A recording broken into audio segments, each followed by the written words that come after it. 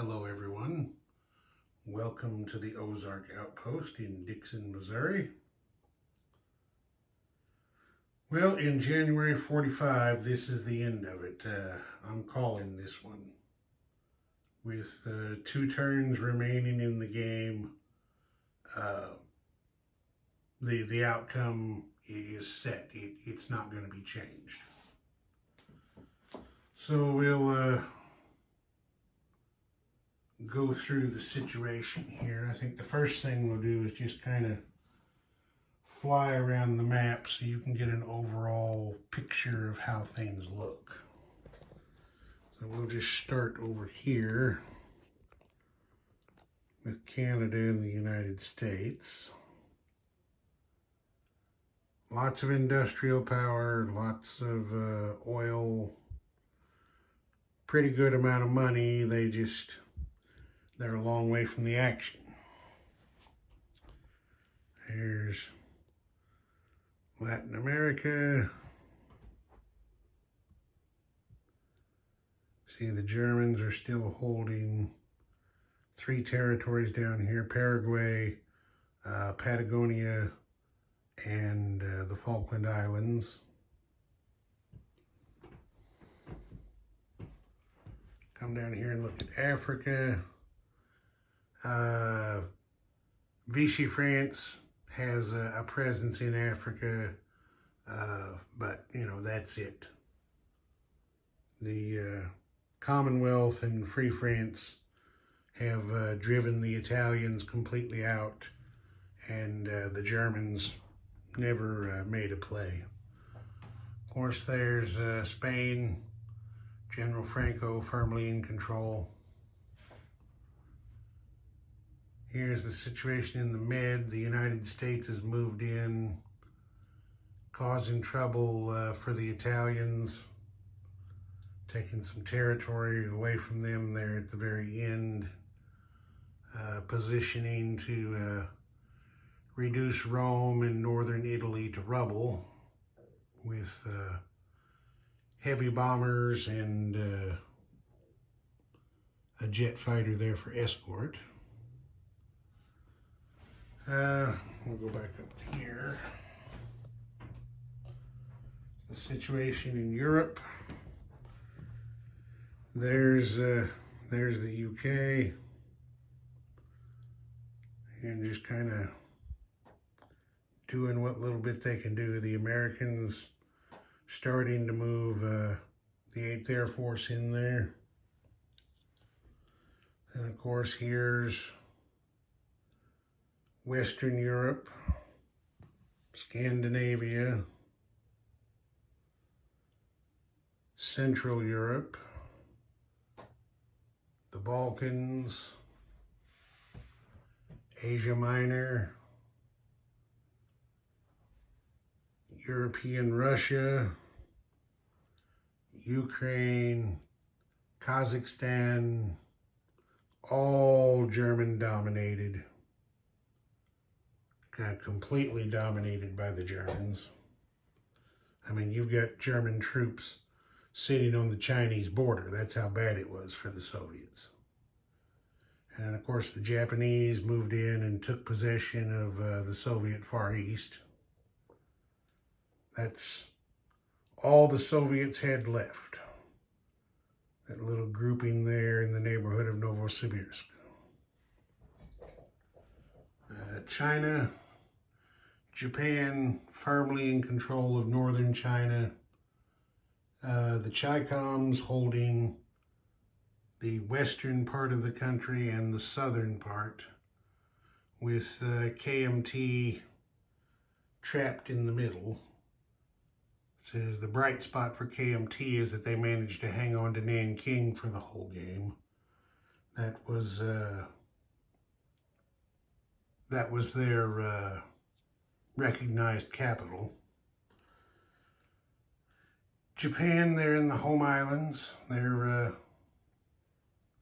They've got some strength there. They've got some troops, a couple of fighters. They've got militia.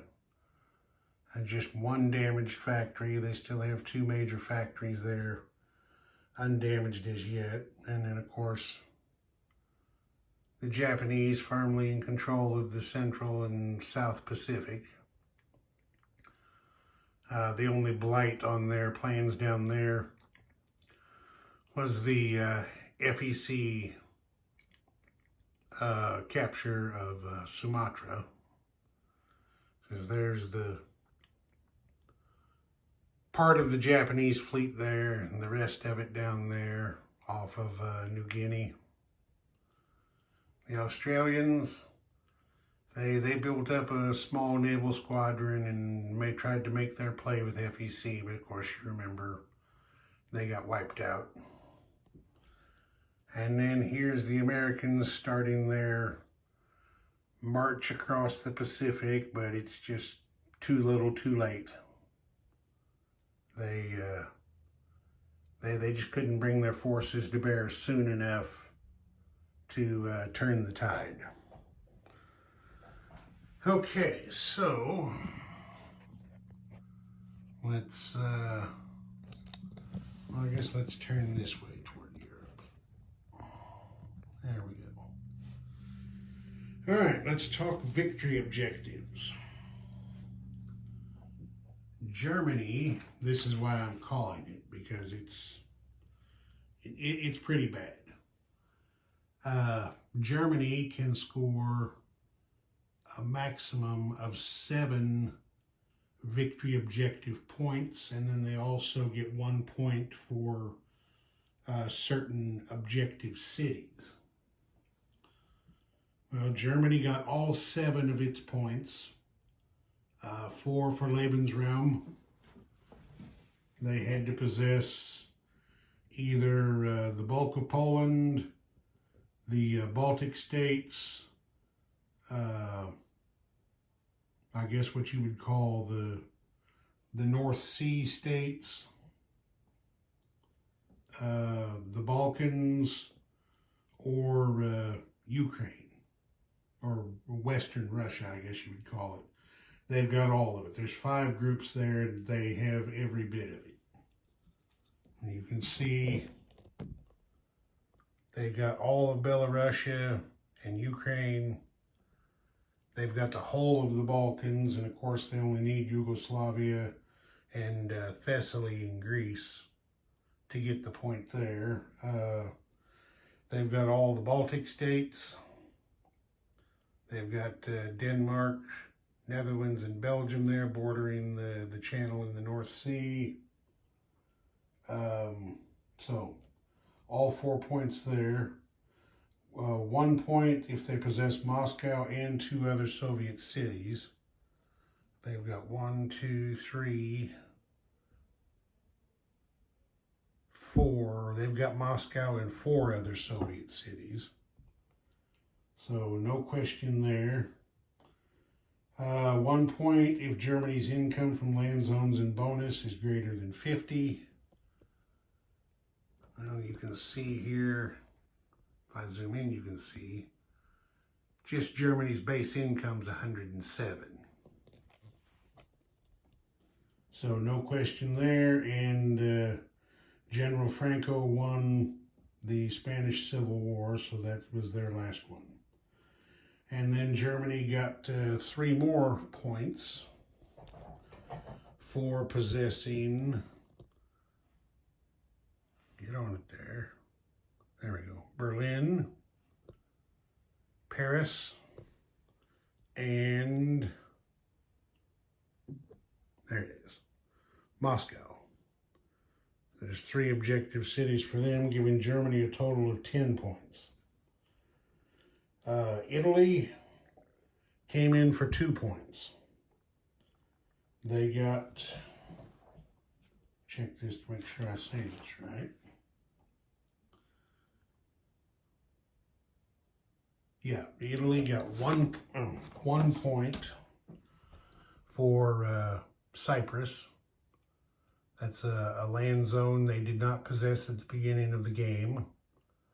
And then they got 1 point for the nationalist victory in Spain. So that gave them 2. Oh, I shorted the Italians. Let me make a correction here on my notes. They also got a point for still holding Rome. So that actually gave the Italians 3 points.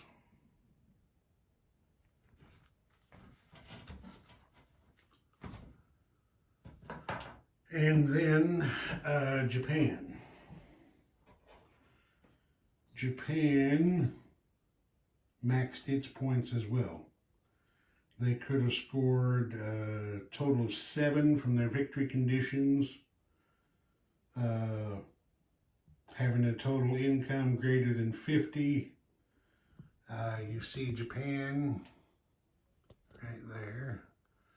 Japan's base income is 43, but they score a lot of income bonuses. Let's just look them up here. 2 each for Borneo, Java, British Malaya, and the Philippines. Okay, there's 8 right there. On to 43 is 51, so that right there pushes them over the top. So they get 2 points for that. If they own 3 of the following, they get 1 point. And they owned 3. They have the Marianas was one of them. Where is it? There it is. The Marianas, they had to have the Caroline Islands and the Marshall Islands they still possessed. So that gave them another point, and then 1 point up to 4 for the following, and they didn't have any problems with it. British Malaya, Cochin China, and Anam Tonkin, the Philippines, Borneo, Java. Sumatra is the only one on the list they didn't have, but they just had to get 4 of them to max their points there. And then they got a point for holding Tokyo. So that gave Japan a total of 8 points, giving the Axis as a whole 21. The Soviet Union, as you probably already guessed from their very, very weak position, the Soviet Union scored 0. They didn't get anything at all. Similarly, Communist China scored 0. They missed, there was one that they missed by 1 point. And that was, where are the Chi-Coms? There it is.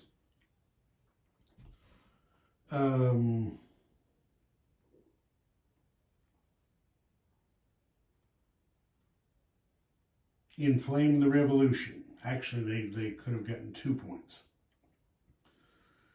Says, inflame the revolution, score 2 victory objectives if CCP has more land units in Chinese home country than KMT. CCP has 19 units. KMT has 20. They missed it by 1.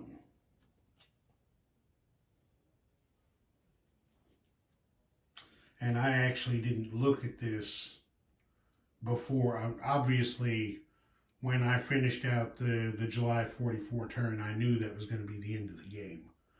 I didn't even look at this beforehand, and I should have, because if it had been reversed and KMT had lost by 1 unit, that would have been stupid, because they had money they could have spent to buy a couple of guys. So, gotta look in at this stuff and refresh your memory as the game's going. So anyway, common turn, put a big goose egg on the scoreboard. Then that brings us to the Allies. Great Britain had a chance to score 4 victory points, of which they got 2. They scored 1 for contain communism and 1 for maintain the empire. And then they scored a third point for possessing London. They couldn't get Mediterranean security because they don't have any capital ships at present to move into the Med to have twice as many as the Axis. I mean, at this point, one ship would do it. One battleship or one fleet carrier, but they don't have any, and they don't have enough time left to build any. And of course, there was no way they were going to contain fascism because of Germany's income. So, 3 for Great Britain. FEC did not get their objective. They had to possess, 1, 2, 3, 4, 5, 6, 7, 8. There were 9 land zones they had to possess. If they did, they could score 1 point. And they were 1 short, and that's Malaya.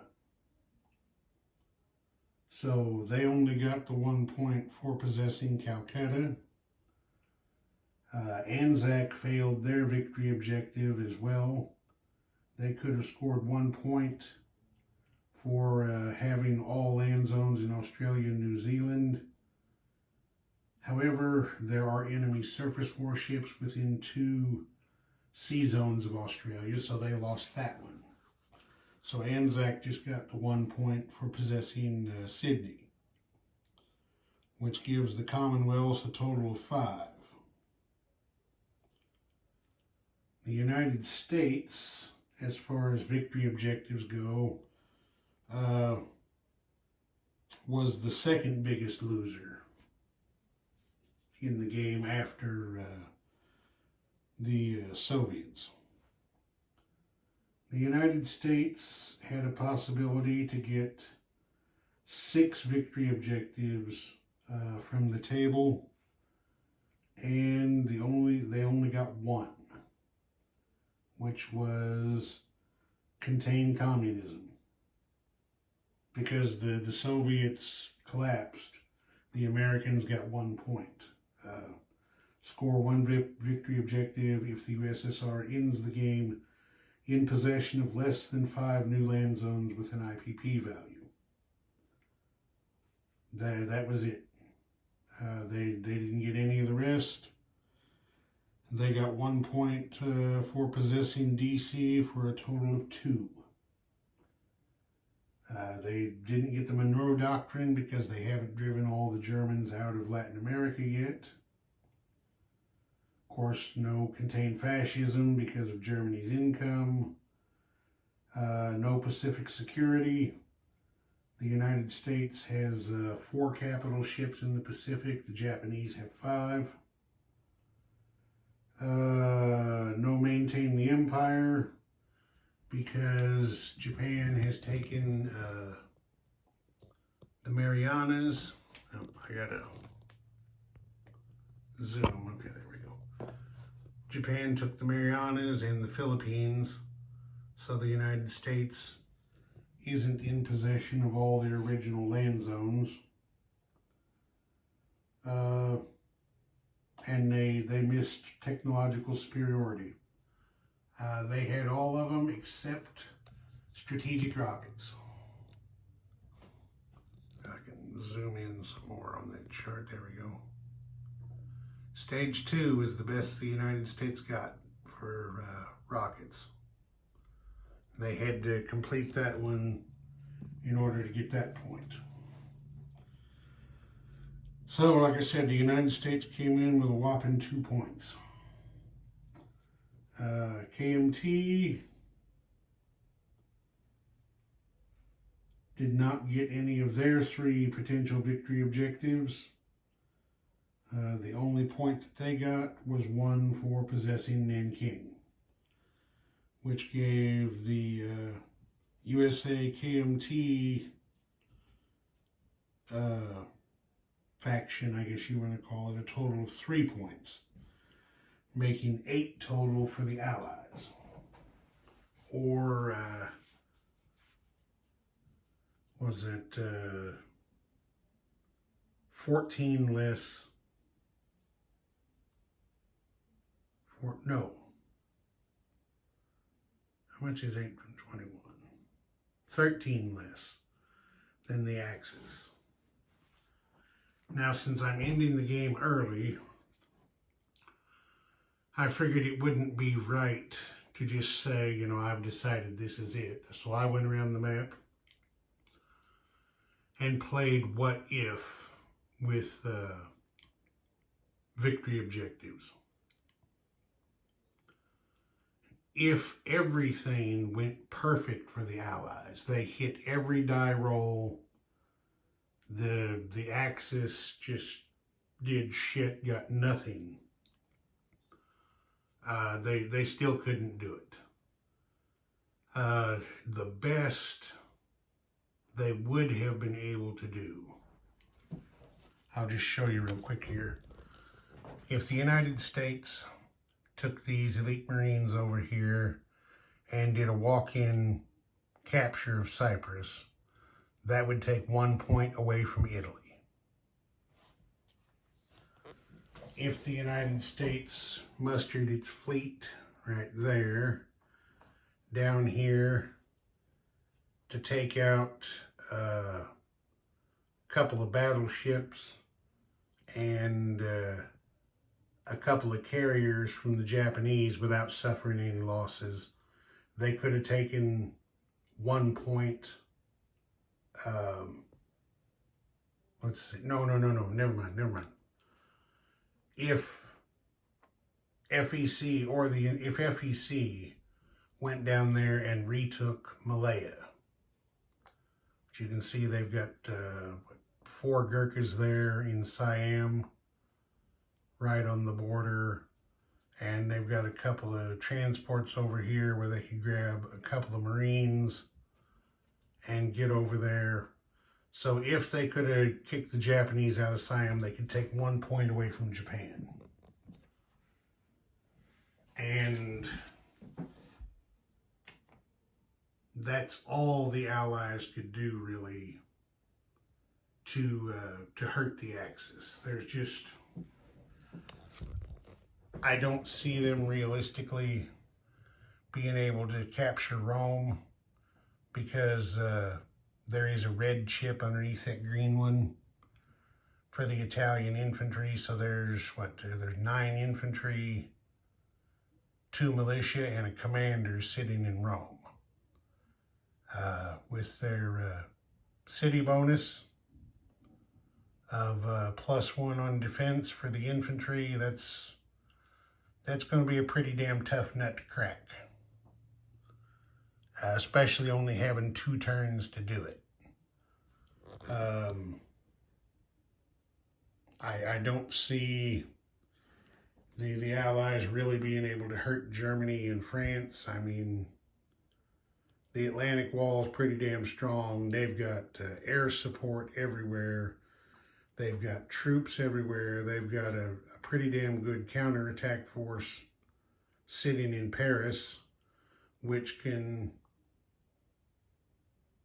counterattack any of the French coastal land zones if they're captured by the Allies. So I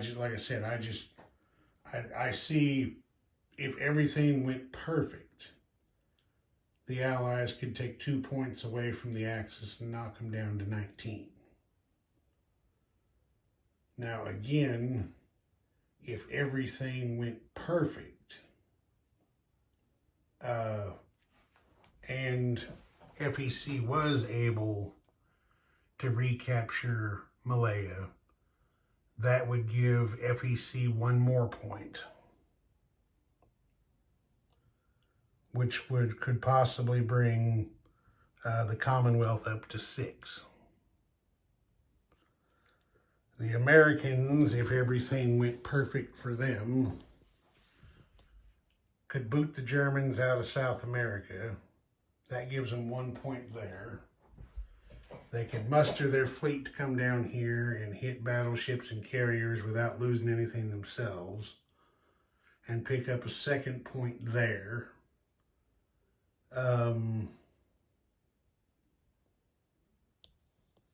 Which one else? So they could pick up Monroe Doctrine, they could maybe pick up Pacific Security. If, while they were en route to do battle with the Japanese fleet, they could retake the Marianas and the Philippines, they could pick up a third point there. And in their remaining 2 turns, if they could hit strategic rockets twice and finish it, they could pick up another one for a total of 4, which would bring them up to 7, plus 6 from the Commonwealth would give the Allies 13. But the Axis still wins by 6, having 19 themselves.